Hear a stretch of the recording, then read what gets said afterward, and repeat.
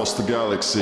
This is where conspiracy on the wild side meets the perspective of a lifetime. This is the Free Zone with your host, Freeman. Hello and welcome to the Free Zone. Well, guys, I'll tell you, again and again, I'm told how wonderful my audience is. So I just want to thank you all for being the greatest audience out there and sharing with everyone and keeping up with all the great guests that we've had. So thank you all so much. Now, as you know, Google is censoring everything. YouTube is censoring everything. And Twitter is now shadow banning, right? So it has become more and more important that you actually go to people's websites. Go over to freemantv.com to keep up, because there's no telling whether or not you're going to get the notifications due to this 1984 censorship that we are dealing with. So it has become really important now that you actually go to freemantv.com and share it with everyone.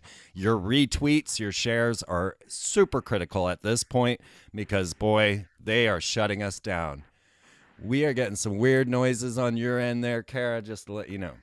Are you? Yeah, that's not unusual at all. I don't. One of the reasons I don't use Skype is because they tend to robo me out all the time. I mean, you're talking about the kind of thing that happens to those of us who interview over the airwaves for this kind of stuff. This is why we use Zoom. That's not a secret, I'm sure, to all these people who are monitoring our airwaves. We've moved to Zoom because Skype tends to be a disaster these days. And we'll just continue to do that. We'll continue to move to whatever platform works for us. That's right.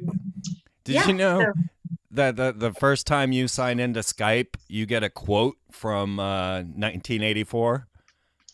No. What does it say? I was one of the very first people to sign into Skype.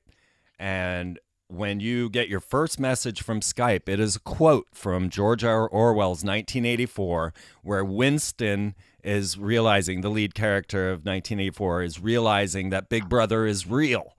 Yeah. And this is the quote that they send on every Skype when you sign up, or at least they did when it started. And, nothing like letting us know. I mean, the word Skype right there is just theft, stolen, That's taken. True. That's true. That's true, absolutely. And we don't think about that stuff anymore. I mean, we just kind of let everything go by us. And they're telling us the truth, and we're telling ourselves the truth all the time, but we don't stop and listen to what we're saying, Oh yeah, I feel it all the time. I'm certain I am constantly under surveillance. I know my TV is watching me, and and they just slapped a smart meter on my house, and I don't even know what that's doing to me. And right. Can you get rid of it? No, I'm a renter. There's nothing I can do. The best I can do is move, which I might just do. Right. So again, folks, your donations and support are greatly needed. Right. I mean, seriously. Right. Even anarchists have to eat and buy gas, gang. It's true. Well, so, folks, fact goes to mythology so quickly. I can use my own personal work as an example. This is how quick we can move from fact to fantasy. And we're going to discuss this today with Cara St. Louis. Sure. Now, when I began, no one knew what a Freemason was. No one knew anything about occult signs and symbols. And I put together a deep study into the Freemasonic origins of corporate logos.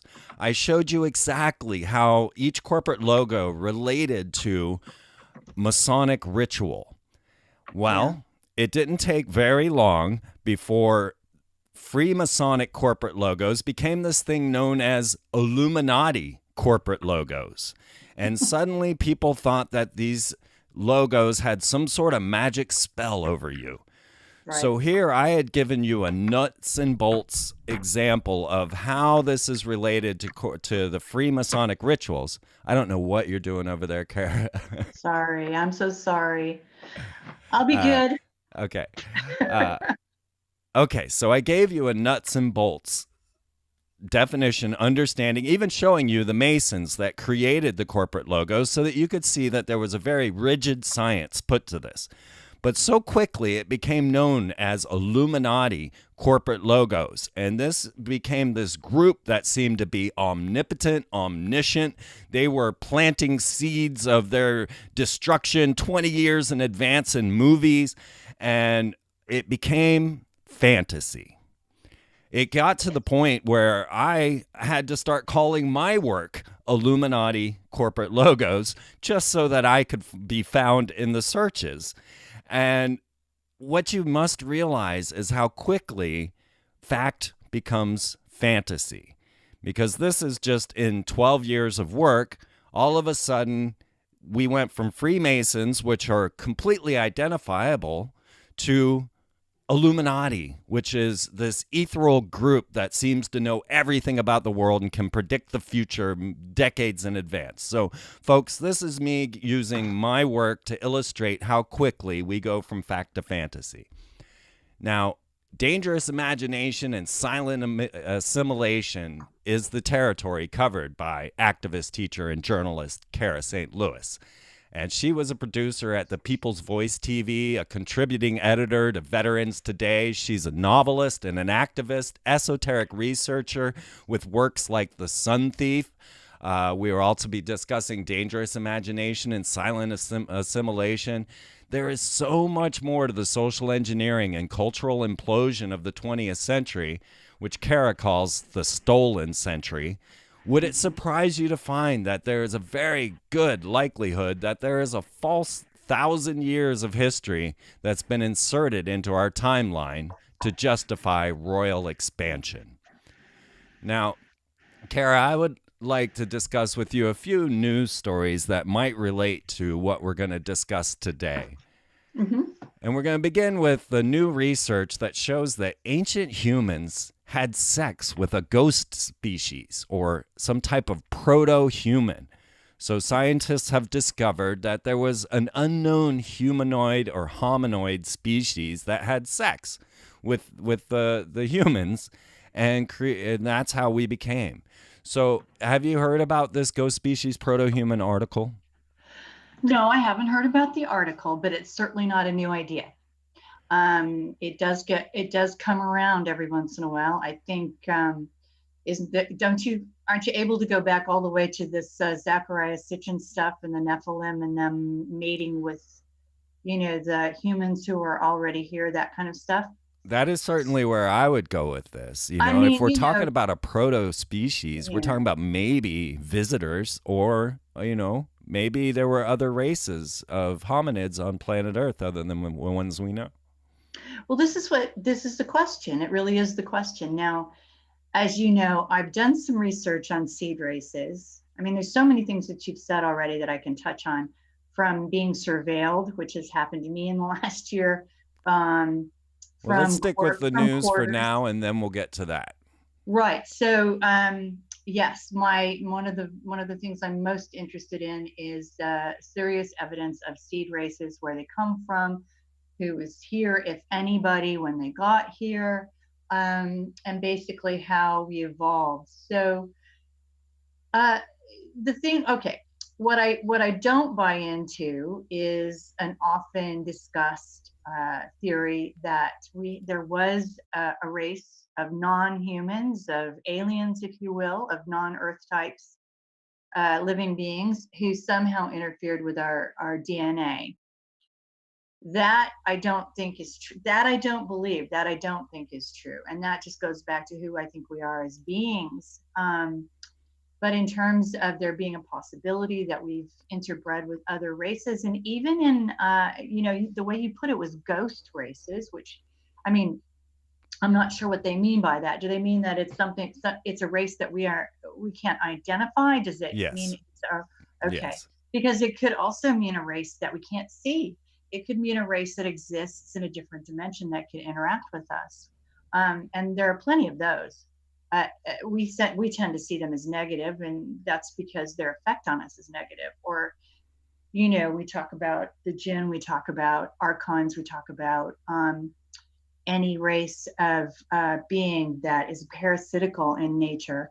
And certainly there are a lot of people out there talking about, well, maybe not lots, but there are some people out there who make it their business to talk about sex from the other side. Love bites, I think is what one of the sites is called, love bites. I haven't really delved into her work too much, but certainly there's a whole Evie Lorgan. Evie Lorgan. She was the very first and only in-studio guest I ever had. Really? Yes, she's so wonderful. I love her so much. Well, I think I have met her one time when Danny and Lisa were doing one of those roundtables. But other than that, I haven't seen her stuff too much. I do know that she's doing a lot of work on that. So there's all kinds of ways that can happen. Yeah, that definitely touches upon what Serge Monast was saying about Project Bluebeam. As many people think Bluebeam is actually an alien invasion or a false alien invasion. Bluebeam, according to the guy who wrote the article, is actually a method of channeling demons, if you will, or entities into your soul using fiber optics, using computers, And many people don't read the fine print when it comes down to Project Bluebeam. But now this could take us to another layer. So for the first time, scientists in the U.S. have successfully edited the DNA of human embryos using the much talked about gene editing tool CRISPR. Meanwhile, Xenogene has produced Long Long, the world's first genetically modified cloned superdog. And genetically engineered salmon has now reached your dinner table.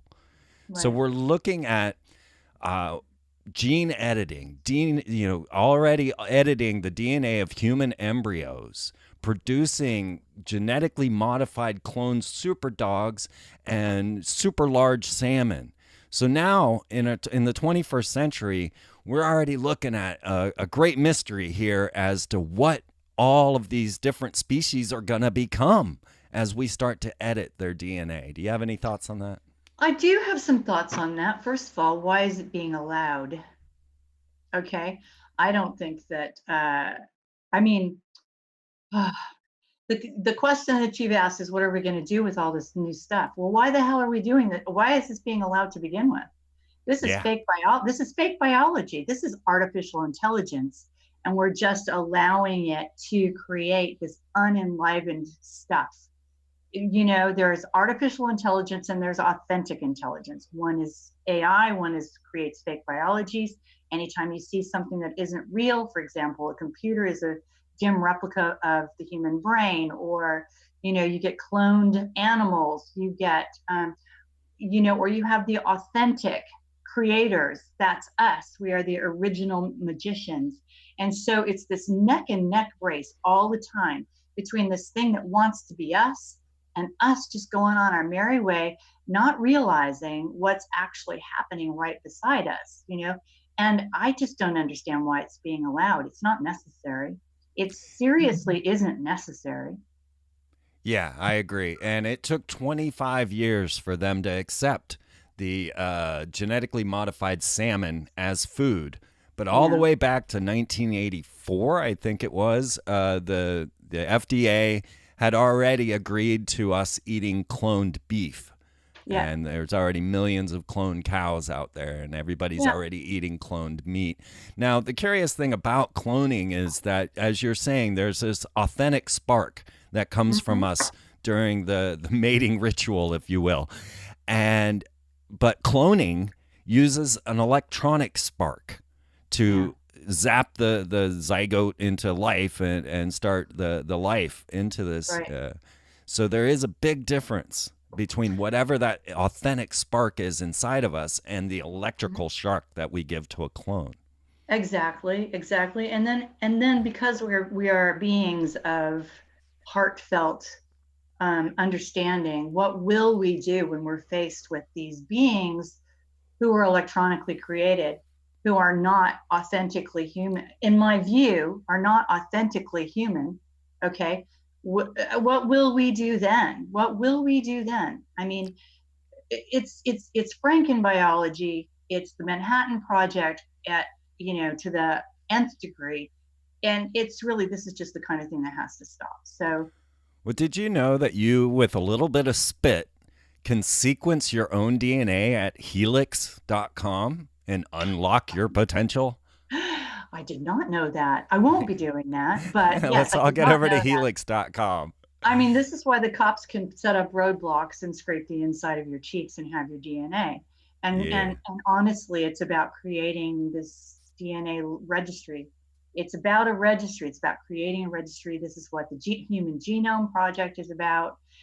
You know, all of these things that we cooperate with, that we get really excited about. I don't know why we trust any of these. I mean, it's really just mad science, isn't it? Oh, yeah. And I mean, Google, their Calico division, has the largest DNA database next to the Mormons. yeah, do You they know? really? Yeah.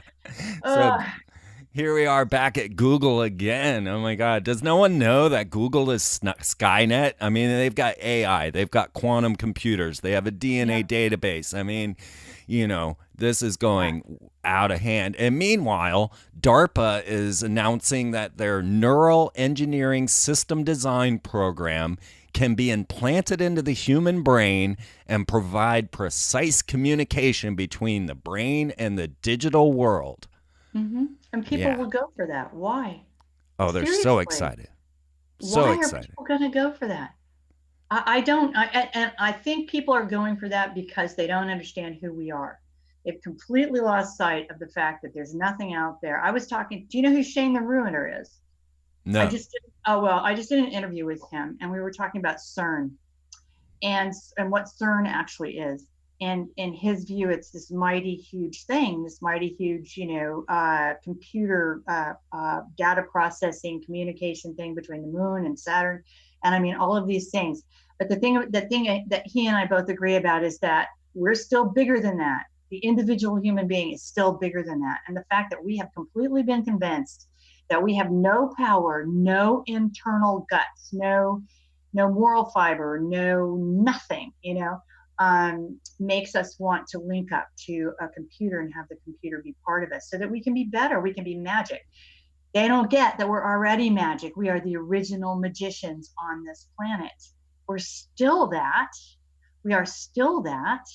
We just have to stop and know that, unhook, come away from it, stop being dazzled by this nonsense. But one of the reasons that we can be dazzled by this nonsense is because they have us by the short hairs, because they have us addicted in every way imaginable. So Absolutely. there you go. Yes. They And can just dance.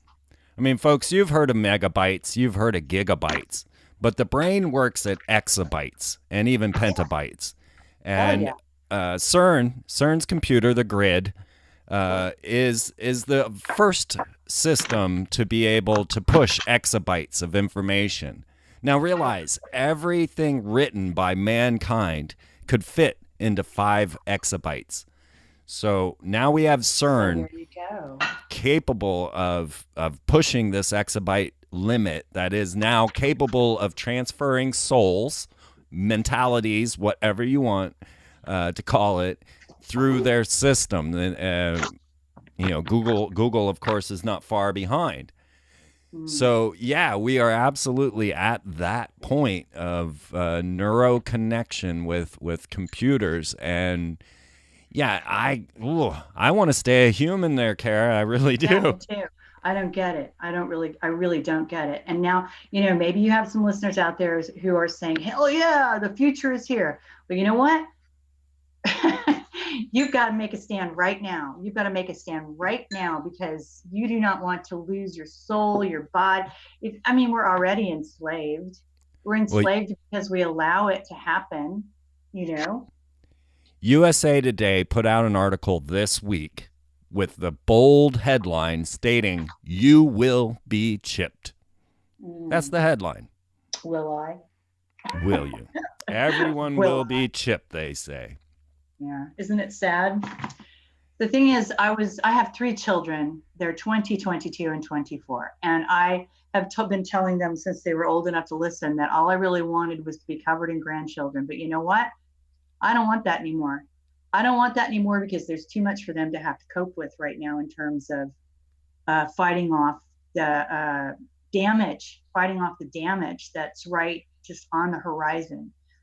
You have situations now where if you don't let your child be vaccinated with the Hep B in the hospital, they'll take it from you, even though that is so illegal. It is so illegal. But if you've just given birth to a baby, and they're getting ready to walk out the door with it because you won't let it have the Hep B, then the chances are you're going to do it, right? I mean, there's just so much stuff. Now I tell them, look, don't, hold off. Let's see if we can, let's see what happens in the next 10 years, for God's sake, because I don't want to see I couldn't bear it. I couldn't bear it, Freeman. I understand. If I saw my grandchildren, swallowed by what's right on the horizon right now. So anyway. Yeah. The Freemasons had a CHIP program, a child identification program. Yeah. And, they just openly call it the CHIP program, and it comes straight from the Freemasons. And they're like, don't you want your child to be safe? Get the chip, right? Right, exactly. Well, yeah, I mean, in 10, 20, 30 years ago, we might have said, oh, yeah, but you know what? That's not going to save your child. We all know, well, I hope we all know what at least some of the statistics for missing children are on this planet right now. Chipping isn't going to do a damn thing for that. No, if anything, it's just going to let the elite know where your child is. I mean, Disney's already tracking children through the applications on your phone. Yeah, it's just like giving pedophiles a catalog to search through. There you go. Yeah. Like remember the old Sears Christmas catalog, right? Oh, man. Or that, the Mormon date book, So, so let's not kid ourselves, folks. Now is the time. We are at so many thresholds right now. We've got to say no. It's really life or death at this point.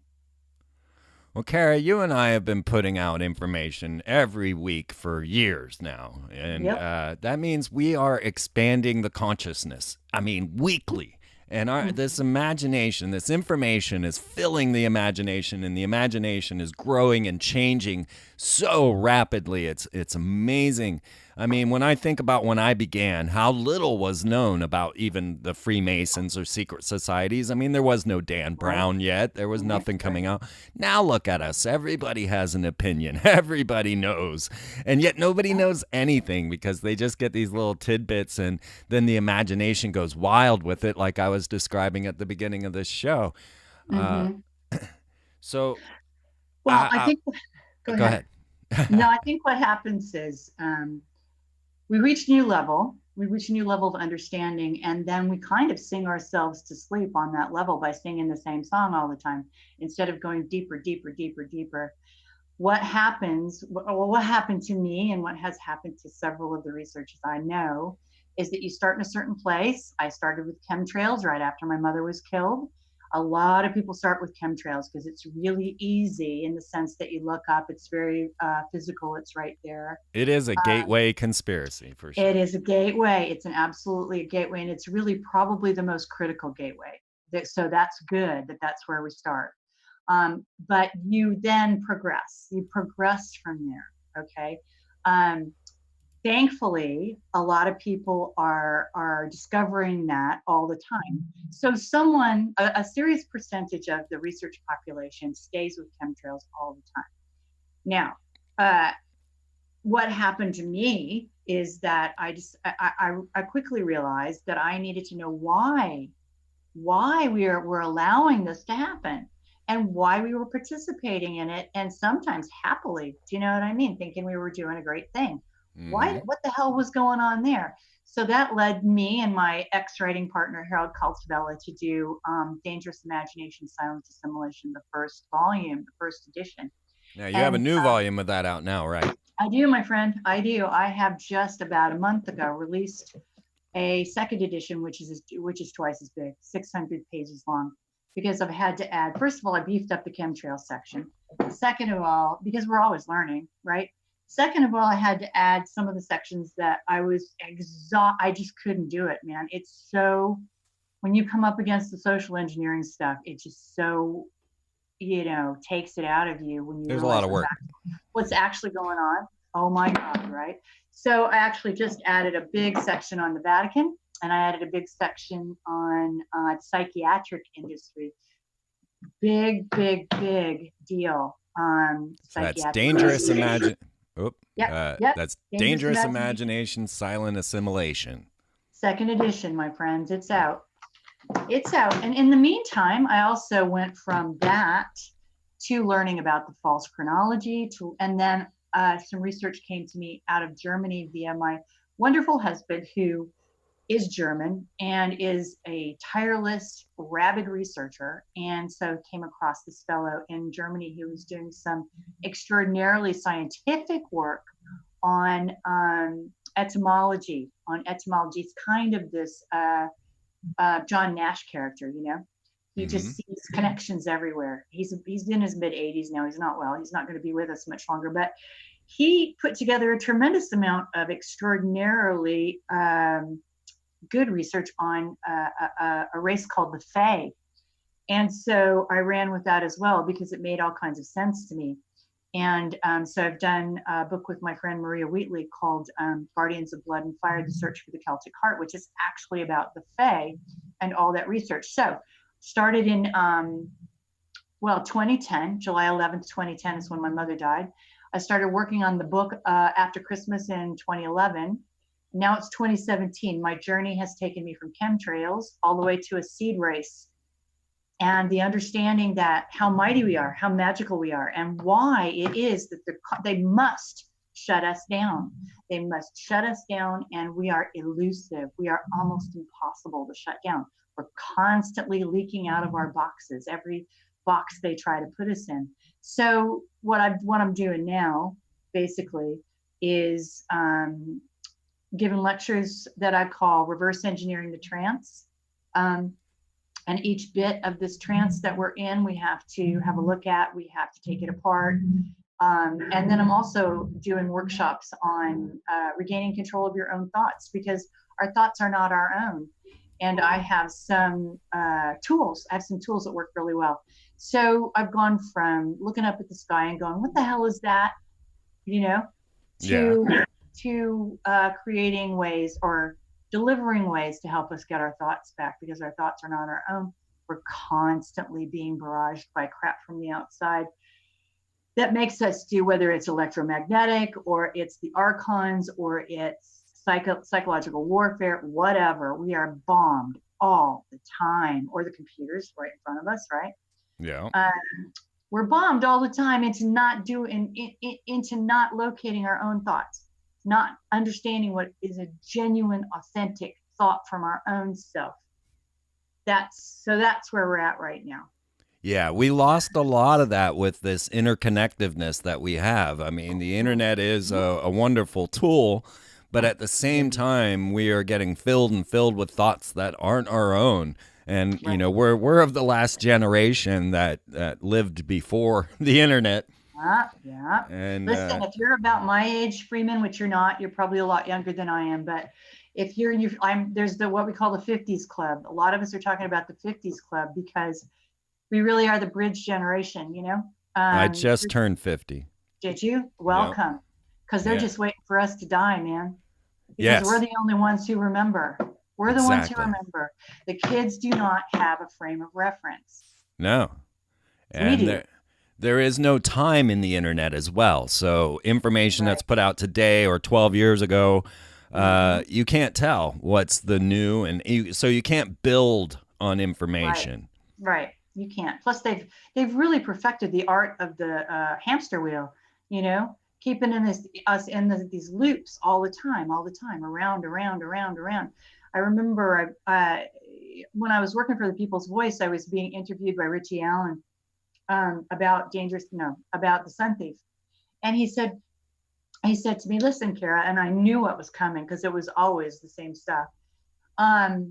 It was, what's the difference between a contrail and a chemtrail? Really? Oh my God! If I hear that one more time, I swear to God. I've been talking about chemtrails since 1996. You think I'm not sick of that? Oh my God. And the other one is, it couldn't possibly be happening because too many people would have to know about it. Am I right? Right. Okay. First of all, the first question's been answered up one side and down the other. If you still think that that's not answered, there's something serious. There's no hope. You're not even trying. If you don't get that one, there's no hope. The second one can be answered by social engineering. everything is compartmentalized to the point that nobody knows what anybody else is doing. It's really that simple. And God, if you've ever been in a corporation, or if you've ever been in the army, or if you've ever been in a factory working, you understand what compartmentalization is about. You don't know what the guy down the line's doing, really. Anyway, so those things, while Richie was asking me those questions, because he was saying, you know, I always get asked the same questions, I literally left my body. Okay. And I looked at that and I thought, there it is. That is nothing more than a hamster wheel they've got us running on, and we cannot get off it. And then I realized that we're surrounded by hamster wheels. So this is a serious social engineering science to keep us. I mean, you could call them memes if you wanted to. I think a meme is many things, but really it's just a thought hamster wheel, and it's all we do all the time because we're trained to stay on these wheels.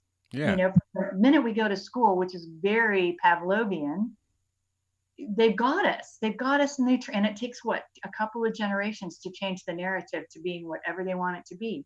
So yeah. Just like I opened with the idea that I had a nuts and bolts science on Freemasonry, and suddenly it became this ethereal Illuminati.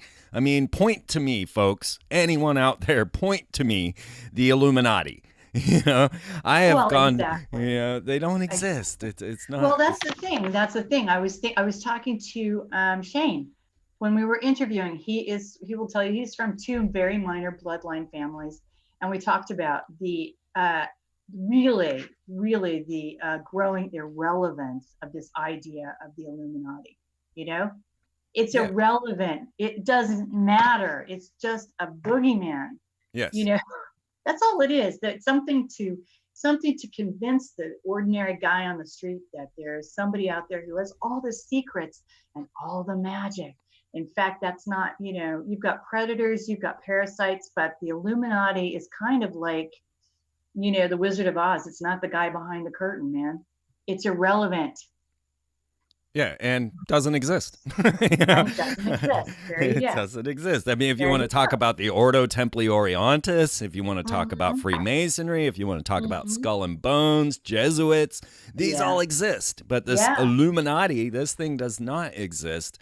And their ability to project the Twin Tower falling in movies 20 years prior is ridiculous. And well, people will... ridiculous. Yeah. It is ridiculous. First of all, and I hope you and everybody who's out there do this, because it's extraordinarily important. There are a lot of work being done on the timeline right now, our so-called history, and the chronology that we all accept as true, which isn't true at all. And there are lots and lots of people doing work on this right now. Anatoly Fomenko was the first one I came across, and I came across him through a woman called Sylvia Ivanova, who's doing a tremendous amount of really good research on sacred sites and megaliths and what she calls the survivors, which is sort of a couple of centuries ago. There's all kinds of evidence that a couple of centuries ago we still had the remnants of what she calls Atlantis. I don't call it Atlantis.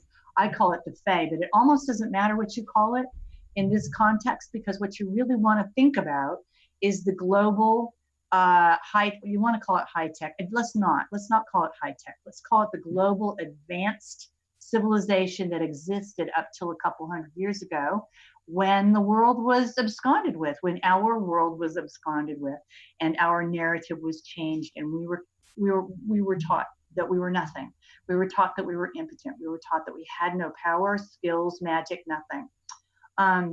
Anyway, so that's one of the things that it's very important for you to get a connection to, is this idea that the history that you're being given is false. It's false. It doesn't exist. And you've just been fed this line to keep this line to keep you down and keep other people up. And that is way more important than focusing on this fairy tale story of the Illuminati, you know? Well, magic, by definition, is utilizing the imagination and the will to manifest. It is. We do it all the time. We don't ever not do it, but we do it unconsciously. We do it without any conscious sense that that's what we're doing. If it's around you, you've manifested it. If it's around you, you created it. Okay. And I consider myself now to be, the way I like to look at myself now, and I think a lot of people do, is I am the curator of all that I've created until now. You can consciously, absolutely, and you must get back in touch with your sacred, innate, birthright power to manifest on purpose. Okay, we can all do it. We can absolutely all do it. Do you have some methods? I do. That's what my workshop's about, man.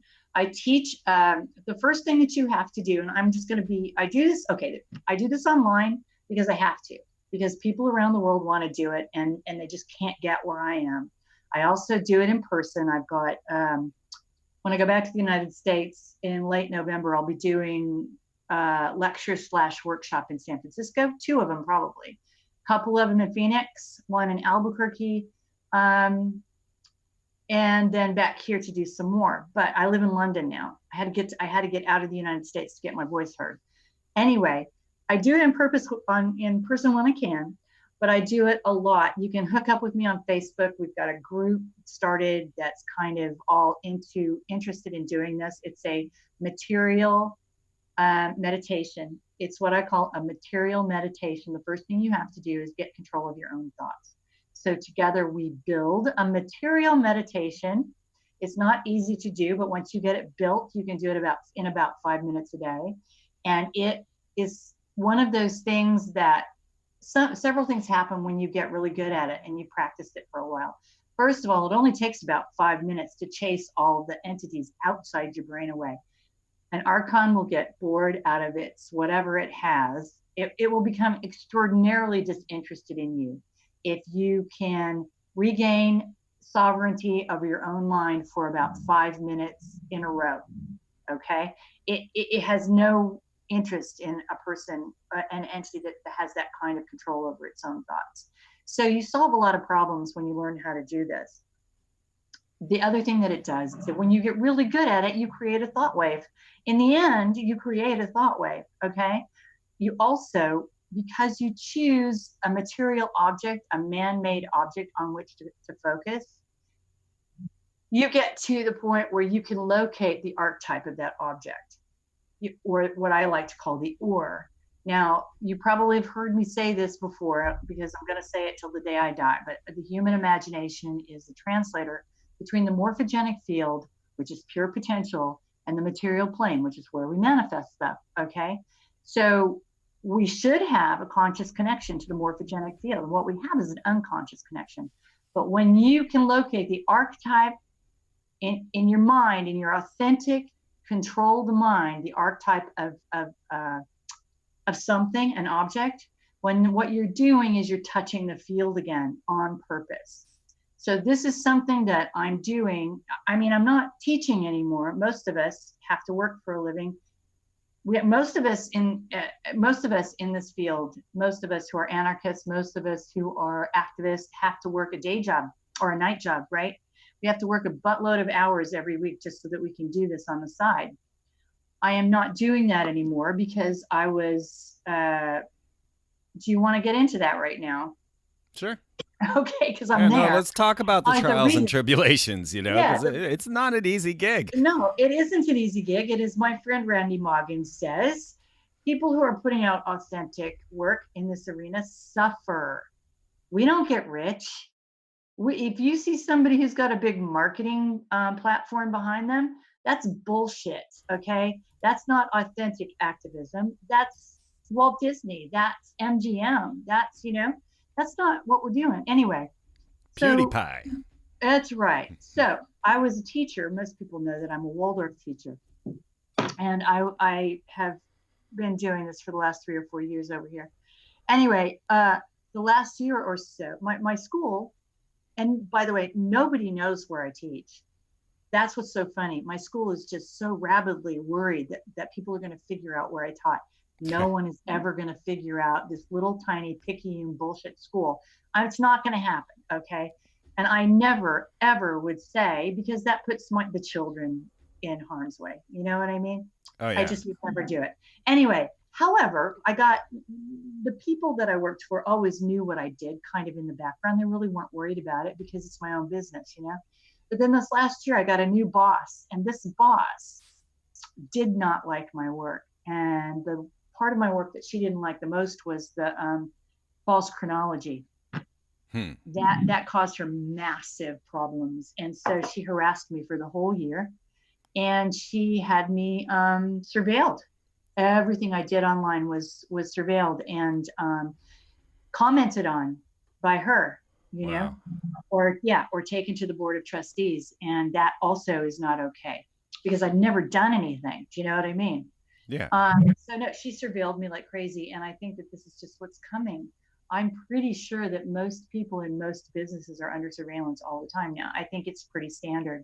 Yeah. But I was stunned. I was absolutely stunned, and I finally just it ended up being a standoff basically, and it's like a forced resignation almost when you get to a place like this. It's definitely being sacked. You're definitely being fired because you're being tormented to the point you can't stand it anymore. Anyway, so that's what's giving me all the time to do what I'm doing now. It's just another example I can pull up of the stuff that we're going through. So I have what I have now is the gift of time, Freeman. I have the gift of time, and man, that's dangerous to give somebody like me the gift of time. Yeah. Because I could do all kinds of shit now. I hear you. I hear you. And if we, keep the books rolling and and folks, if you buy their books, if you buy Cara's books off Amazon, you don't get very much. I don't know if you have a dedicated site. I do, because I am my own publisher. I publish my own books. I am White Lion Press. So buy them on Amazon for me. Because Okay. I am also my own publisher because I was never going to walk into that situation where I do. Okay, there's a couple of things you can do for me though, Freeman. Thank you for opening up the space for that. Do buy them from Amazon because I am my own publisher and White Lion Press. And that is because when someone gets a book contract with a major publisher, they will pay you this princely sum of about 40 cents a book. Right. Okay. And they will not do any of the marketing for you anymore. You got to do it all yourself. So I've created my own publishing house. It's called White Lion Press. And I get around that in many, many ways. I did the same thing. Good for you. Because you know what? Artists and activists have got to take control of their own work. You've got to take it back. You've got to take it back. It means more work in different ways, like getting people to be aware of who you are and what you're putting out and why they should buy from you. But you're going to have to do that with the other guys anyway. Well, now again with the shadow banning and all of the censoring that Google and Twitter are doing, it's really up to the audience for them to get out there and retweet and share and make sure that we're getting out there. It is. You've got to be guerrilla. You've got to be a guerrilla about all this stuff anyway. But the other couple things that I'm doing, like I said, I'm setting up my workshops. You can find that on Facebook. I'm on Facebook. I have an authors page and I'm extraordinarily responsive. So let me know if you're interested in any of that stuff and I'll get with you. The other thing I'm doing is I am so excited about this platform of Patreon. I've got a Patreon page now. And I can interact one-to-one with anybody who signs up to be my patron. And you could do that for $1 a month, man. But if I've got 3,000, followers and they all sign, half of them sign up for $1, then I can keep buying groceries and making my car payment, So anyway, that's www.patreon.com/Cara St. Louis without a dot between the Saint and the Louis. I invite you to come over there. I've set up, I'm doing what I call the Patreon series, the patron series of interviews. I've done Dan Schreiber from Starseed in Australia, fantastic interview, because I'm trying to provide value, as you do, Freeman, for the people who come to your channel. And I've just done Shane the Ruiner. Some people out there will know who he is. And I'm getting ready to interview Mike Williams and Mark Devlin on the fake Paul McCartney, Beatles, all these musicians who are suddenly dying, and the Music Con thing, that's coming up. That'll be on my patron series. So it gives me an opportunity to do something extraordinarily direct. And I figure if you can afford $1 a month to pay for everything I have to give, then I'm going to give you everything I have to give, you know? Right. Yes. I am definitely trying to be the best. You do it, man. You do it. What a That's okay, world. right? But that's okay because we're having to create something new. We're Yes. always having to do end runs around their crap. And they're That's always that's throwing so more true. crap around us. They're always throwing more crap at us. You know, I never thought the day would come when I wouldn't be able to teach because I questioned the historical timeline. I mean, think about that out there. Maybe some of the people who are listening to your channel are teachers. Maybe your mom was a teacher. Maybe your dad was a teacher. Maybe your sons or daughters are teachers. Teachers are being shut up. I'm not, here I am, I've lost my job because I question the timeline, because there's serious scientific evidence that indicates that we've had at least a thousand years shoved into our timeline with, all of these fake monarchies, these fake royal families, so that there would be some kind of justification for them ruling the world. That's what it's about. Right. Right. Exactly. And they're creating the future mythos so Mm-hmm. that they can look back on America and say, look what happens when we give you freedom. Right. And we're all falling right into that plan and becoming the worst beings on this planet with no understanding at all. People just don't want to dig. They don't want to do the homework and do the work necessary to actually know what you're talking about. Right. Well, actually, I think that's why I was started talking about the false chronology. I'm glad you said that because it reminded me of what you said that brought me to that point. Because they can write the narrative any way they want to, and because they can change the narrative on us in basically one generation by putting a 5-year-old in a desk at a school factory, they can write a history that looks very much like something was predicted 100 years ago. Because all Yeah. they have to do is write that in a book and go, oh, look, magic. You know what I mean? And Yeah. it's called back. And this it's a technique. It's a technique that was used in the Talmudic texts, I believe.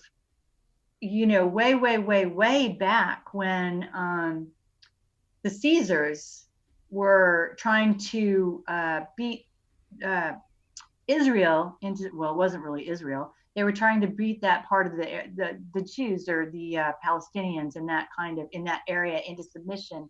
The Jewish Wars, I think, is what they called it. Anyway, that's when you had a situation where one of their historians um, went to work for the Caesars and took this technique that he'd learned in the Talmudic scriptures, which actually was meant to be sort of a code, and started backdating stuff. So it looked like everything that was happening at that time had been predicted.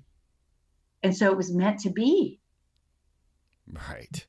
Right. And I've also heard where schools, instead of, because we have become so socially conscious at this point, that they can no longer state in certain schools that, now this was told to me, so I'll have to research and find out whether or not it's actually true. But I was told in Canada that they could no longer teach that it was the German people that created the Nazi Party and did World War II. They now have to put it in as if aliens had come down and started World War II, so that we Really? don't offend any of the nationalities by associating them with these Well, that's heinous acts. interesting. That's interesting because I live in Europe now, and there's a lot of things going on over here that are quite reminiscent of the scapegoating of the Germans in World War I and World War II both, largely due to the fact that Angela Merkel is controlling and really riding herd on Europe in terms of the European Union. It looks very much like it's a Germany driven project. You know what I mean? And frankly, I also have to say to you, I should say to you, that the woman who this is going to crack you up. The woman who had such a big problem with my dismantling of the chronology was from Berlin. She was German, and in Germany, it's illegal to question history. So the fact that I was questioning history just freaked her out. Wow. It just scared it pushed every button, because in Germany it is illegal to question history. In fact, there's all kinds of things going on in Europe that are scary as hell, really scary as hell. And it looks to me like the Germans are about to get scapegoated again for something. Although honestly, Freeman, I don't think we're on the verge of World War III. I think that despite the fact that something happens about every week, such that people will go, oh, here it comes, North Korea. Yeah, it's all of that. But in reality, all they're really doing is keeping us on the verge of a nervous breakdown emotionally, so that they can harvest that energy from us. It's not, the other shoe's never going to drop, because there is nothing worse for us as humans than waiting for the other shoe to drop. That just keeps, our negative, hysterical energy at peak capacity, so that they can harvest it from us, Yes. I think that's the job of the TSA. Yeah, right. Right. What a nightmare. I actually ran through one of those metal detectors with a full metal camera in my pocket that I forgot was there, and it didn't even register. Really? Yeah. So why am I taking off my shoes? Why am I taking off my shoes? I don't know. I will say that it seems like coming back and forth from Europe, like I do a lot, because my family's still in the United States. It's gotten easier actually to get into the States from here, but I also carry a US passport. That helps, when I was getting ready to go in the last time, I did realize, because Trump's got some policies in place about who can come and go, that I'm not completely versed up on, and those were brand new. So I was waiting in line to offload my luggage, and somebody was getting turned away. They had to go to their embassy, and I don't know. It was an interesting situation that one doesn't often see when one is flying out, into the United States. So, but I've also noticed that I usually go into Logan, and I've noticed that it's a cakewalk now, man. It used to be a deal. Now it's just like, oh, hi, whatever. So in some ways it's getting easier, but I have to say that I feel that's because, and this is where I'm going to get into trouble, I'm sure, but it's this border stuff, it's this plan to overrun all the borders. So what the hell do they care? Sure, come on in, right? Because the plan is to overrun all the borders and crash all the economies. That couldn't be more evident than it is here in Europe, especially with Germany. Okay, my brother-in-law, believe it or not, is I'm never going to get over this. My brother-in-law is what they call the Prime Minister of Thuringia, which is like a state. It's like this big state in Germany. And he is of the left party in Germany. And he's somebody who couldn't, get immigrants and refugees. They're not refugees. They're economic immigrants. Okay. They're not refugees. Anyway, he can't seem to flood his state in Germany fast enough with people from Northern Africa and Syria and wherever else that they're coming. And this is a plan. This is a plan to crash economies, So it may well be that it's easy for me. It's easy to get in and out because they want it to be easy to get in and out now, whereas it hasn't been easy to get in and out since, 9/11. Right. All right. Yeah, I definitely see that happening all over. And I personally just say I don't believe in a shoe bomber, and I really feel like there's something more about having us needed to be barefoot as we go through this device that doesn't seem to be detecting any metal in my pockets. Right. So, Yeah. We need to look at our world in a much stranger way and realize. Yeah. We do. And listen, Freeman, if it's a security issue, then how come I can upgrade my ticket and go fast track? Huh? Yeah. How come I could just whiz on through if I just pay them a little more, Well, especially if you give them a retina scan. A retina scan. I'm not going to give. Well, who knows? We probably do that. We probably do that every time we have to go in. Have you had to go through the airports where you have to they take your picture and then you get a little printout of your face and and you Yeah, click, yeah, and you got to yeah, push that little button and wait to see yeah, if you get a yeah. green light. Yeah, it's Yeah, that's what weird. they're doing. That's what they're doing, I'm sure. So, I mean, but this is kind of, my husband was telling me about this Google thing that you were probably talking about. It's probably what you were talking about at the top of the hour. This There's this thing called the toxicity monitor. It's a toxicity monitor for your speech. Have you seen this? No. God, I wish I could remember what it's called, but somebody out there will remember what it's called. Maybe I will before I forget, but before we're done. But there is a program now that will analyze what you type in to, say, Facebook or Google or whatever, um, based on what they call a toxicity level. Okay. I just did an article on this for my Patreon. No, we're talking And verbal toxicity here. well, yeah, written toxicity, I think. Okay, right, right. It's about, like, for example, if you use the word do not, if you say do not like, or you say I don't like Trump, or I don't like Merkel, or I don't like this, or I don't like that. It gives you a level of toxicity. Like if you say and I'm just kind of pulling figures out of my head right now. I had them in front of me. I don't like Merkel might get you a 68% toxicity quotient. And so that sentence will be eliminated from the conversation. So that's like Do a you see what troll I'm saying? meter. Yes, that's what they're saying. That's what they're saying it is. Oh, look, we can eliminate trolls, but it's bullshit. Okay, Right. that's okay. And so this guy who was evaluating this new piece of software decided to just take one word and plug it in just to see what happens. So he decided to take some political leaders, right? You would put Trump in and you would get like a 70% negative toxic, or Putin 60% toxic, or Merkel's 35% toxic, blah blah blah, right? All the way down to, guess who had the lowest toxicity level, which lets me know who owns the goddamn thing. I can Uh, curse on your show, can't I? sure, we're Okay. we're in a You're free okay? world here. Yeah. Okay, all right. Guess who has the lowest toxicity level just by name? First thing that came to mind was Barack Obama, but No, I you don't would think think that's so, right. wouldn't you? You would think so. Rothschilds, Rockefellers. Nope. Ready? Ready? Yeah, yeah. Clinton had a No. 1% toxicity level. Clinton. Oh my God. And if you type in "I like Hillary Clinton," it's 0%. Oh my God. So who owns that piece of software, I wonder? Yeah. I Huh? mean, oh my God, those are the most evil people on the planet. Right, right. Uh, Anyway, so there's this whole, I mean, this is supposed to take care of trolling, which wow. That's I crazy. I mean, had no idea about that. that's a new Google platform. Look for that in your look for Huh. that in your next rollout of Windows or whatever the hell it is. Well, people do that. People say, well, I use Google Plus because it's easy, or I use Google chat rooms for my interviews because it's really, really easy. I don't, because I know they're chasing me all the time. I know they know what I say, think, and do all the time.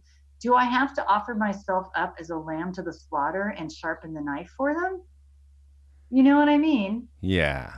I mean, you have to retain a little bit of dignity if you know what's going on. Absolutely. So, I mean, We use these tools against them, but at the same time, we need to take care and, stay in our own little networks as well. right. Yeah, we have to start. One of the things that we've been talking about, because I use Facebook a lot because that's where everybody is. And I've just Yeah. accepted the fact that that's where I got to be. So that's fine.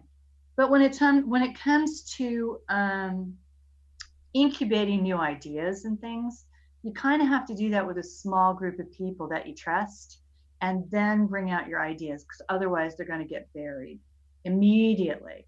There's so many techniques they can use on Facebook to bury your stuff. One of the things that makes me the craziest is this technique called shadowing. Do you know what I mean? Oh, I've been shadowed from day one. Oh, I hate it. Listen, I'll get really excited about something and I'll want people to be kind of on the watch for what I'm coming up with.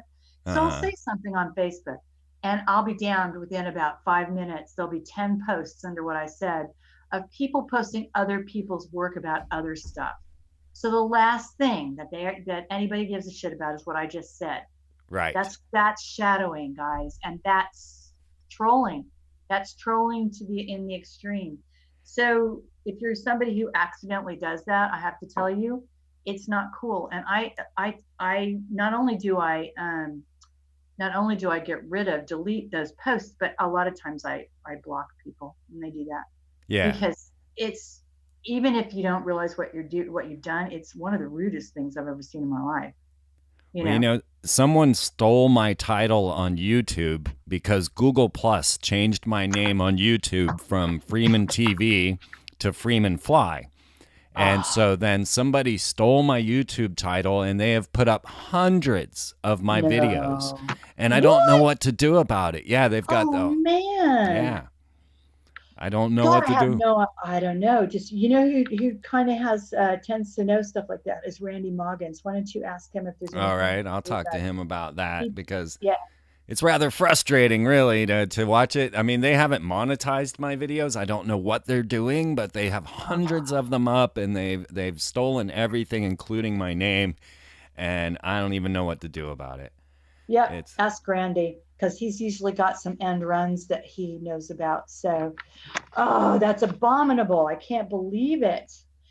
But this is I don't know. You must be doing good work, because they're trying to shut you up. Apparently, they're trying to. Oh man, it has been hard work for me there, Cara. I swear, from day one, I have battled to stay in the attention of people, and it is definitely tough. And folks, we're coming up. We're ending this first hour here, and I did want to give my condolences to the Mars family.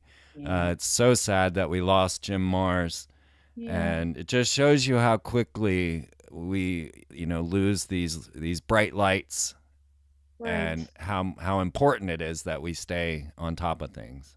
Yeah, definitely, to the Mars family. But so, with the world as presently this strange, I mean, how fantastical is a description of the Fae or their original conquests? How did they deal with the first humans? Does their legacy run into today?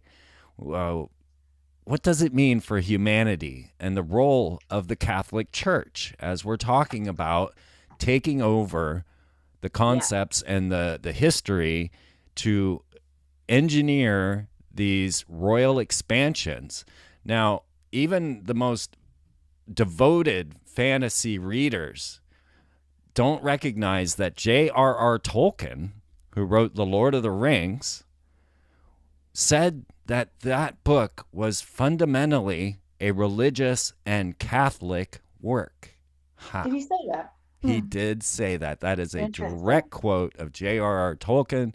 Now, this may come as a surprise to most of you. Well, it'll definitely come to a surprise as Catholics. And, well, I mean, when we're looking at Pope Francis and all the things that he's doing right now, I'll tell you, this stuff is getting strange.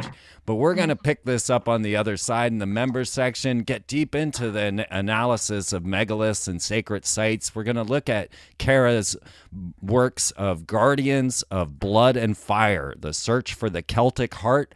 And I'm sure we'll get more into dangerous imaginations on the other side. So I want to thank you all, folks, for listening and keeping me going. Please retweet, reshare, and get over to freemantv.com to catch up on everything, because there's lots more to this than just this podcast. I'm posting news articles every day, new things, all kinds of stuff that you want to get over there and see. I just got hundreds of my photography up for you to look into this bizarre ancient past. So if you go to freemantv.com, on every page you will see Freeman's photography, and you'll be able to see inside of these Mason logos, Mason temples, and you'll be able to see the ancient structures and all the things that we're going to discuss here in the next hour. So thank you all so much for tuning in and keeping us going. Make sure to give us thumbs up everywhere you see it, and share, because it's so critical right now. And if you, Cara, want to share any links or things that people need to look to find you, please do so. Right now? Sure. Best place to go is www.patreon.com/Cara St. Louis. And Patreon is spelled Patreon/Cara St. Louis, all lowercase, no dot between the Saint and the Louis. That's where I'm trying to do all my business right now. if you can't find me there, don't worry about it. Just go to my author's page, Cara St. Louis on Facebook, and I will help you out. Fantastic. I'm going to have to look into that myself. There's always new technology, new reading. This has not been easy, folks, as you are learning on this show. This has been a run with no reward. But we feel like we're doing our part, though, and that's what's most important, I'm certain, for you as well, Cara. Yeah. Anything less, Freeman, is just a living death, isn't it? I couldn't do anything else. I couldn't. No. I don't care if I'm going to be broke at 80. It's just, I got to keep going. Yeah, I can't undo what I know, and neither can you. No, absolutely. So, folks, thank you again so much for being who you are, because you are amazing, and I'm told this every week. So keep it up, and members, we'll join you over in the members section in just a second. The rest of you, thank you all so much. We will see you next week with another great show.